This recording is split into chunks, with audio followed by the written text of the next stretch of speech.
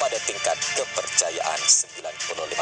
Posisi pertama ditempati Ganjar Pranowo, sedangkan Prabowo dan Emil bersaing ketat 9,4%. Partai Keadilan Sejahtera 6,8%.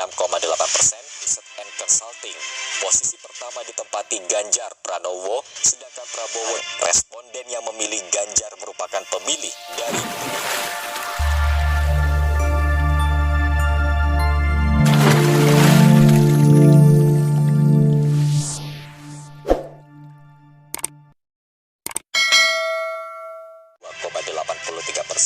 pada tingkat kepercayaan 95%. Berdasarkan hasil survei tersebut, 22,8% responden memilih PDIP.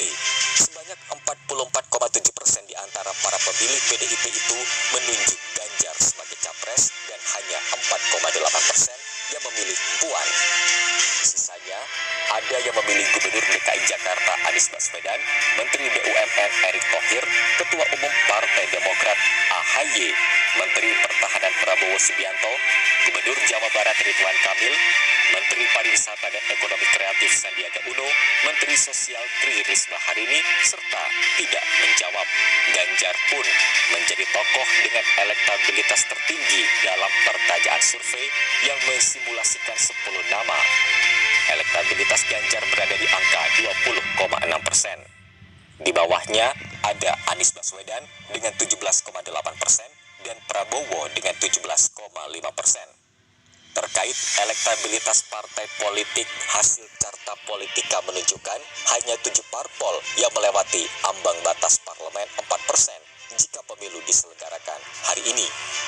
Mereka adalah PDIP 22,8%, Gerindra 17,5%, PKB 9,4%, Partai Keadilan Sejahtera 6,8%, Partai Demokrat 6,6%, Golkar 6,6%, serta Partai Nasdem 4,8%. Dalam survei sebelumnya yang dipaparkan New Indonesia Research and Consulting, elektabilitas Puan belum terkerek naik meski memasang baliho. Bahkan, Puan masih kalah dari AHY sebagai sesama pemasang baliho.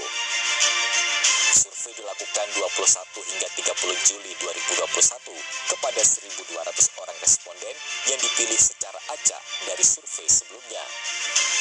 Dalam hasil survei New Indonesia Research and Consulting, posisi pertama ditempati Ganjar Pranowo, sedangkan Prabowo dan Emil bersaing ketat pada urutan kedua dan ketiga.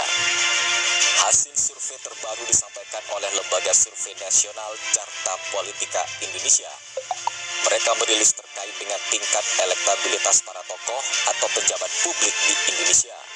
Dari hasil tersebut, Ganjar Pranowo menjadi pejabat politik yang memiliki elektabilitas tertinggi menjadi presiden masa mendatang. Ia bahkan mengalahkan Menteri Pertahanan Prabowo Subianto.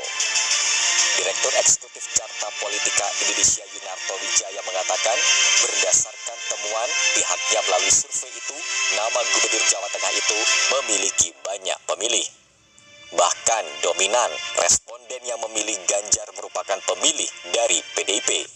Dengan begitu, Ganjar juga mengalahkan Ketua DPR RI sekaligus putri dari Ketua Umum PDIP,